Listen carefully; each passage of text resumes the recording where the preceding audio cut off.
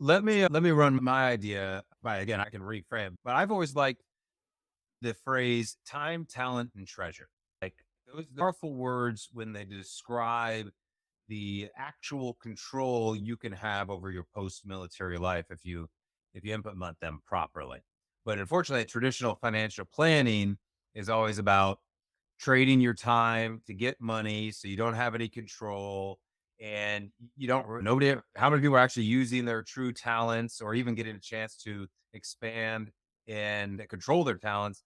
And then the treasure is based on this myth of the magic of compound interest, that don't worry, over time, the money will just compound if you wait long enough and hopefully there's not catastrophe along the way. And the stock market, it averaged exactly 8% over 30 years. And the day you need it isn't the day that the market's crashed, yada, yada, on and on. And so my equation, when I hear something like the freedom equation, is what is financial freedom? It's not the amount of money in your bank. That's the myth. That's what gets everybody trapped into that lifestyle. And so what the military retirement opportunity is giving the retiree that nobody else gets. Very few people have this unique opportunity that in your late 30s to early 50s to do a major career change after getting all the credibility and experience from the military, but to now how to truly have the opportunity to stop following orders, like you don't have to anymore. Therefore, you can control your time. You get to choose what you're doing with your talents, and then ultimately the definition of treasure. And for me, I think the time is about systems rather than goals. Because goals change, it's hard to define them. And even if you hit them, then what? So systems allow for constant improvement. And so that's what we're doing with our talents. We're improving skills. When you stack improved skills, look what we've done. Just in the few short years, we're light years above any other financial professional, not because we learned more about finances, because we learned how to communicate better, make videos, write books, do quote courses, cohorts, all that. But that's talent stacking. That's skill set.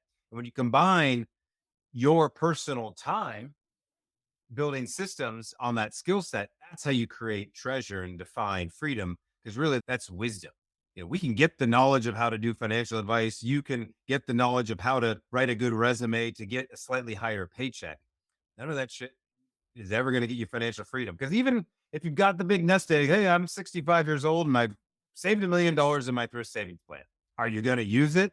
Probably not. Probably just a little bit because you're going to be too afraid to use it because there's still all the risk involved. So, anyway, that's what kind of came to mind while I was walking my dog, not mowing the yard, that I'm going to expound upon because I always wanted to use those words in some sort of a phrase like that. So, the freedom equation or the liberty formula. No, anyways, I was That could be a sequel.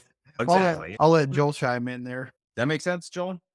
Yeah, it definitely does. I think what you're saying, bringing it down to the level of the end user, because you can have all the knowledge in the world, all the know-how in the world, but if you can't like properly translate that to the people who are on the receiving end, then it's almost useless. And unfortunately, that's all this wealth building that happens. It just seems like it's a make numbers go higher game. Like this is some sort of a video game that everybody just wants their portfolios to look bigger because that's what we think that solves something. And I just don't see the end benefit if there's never a defined system or lifestyle that we're trying to get to.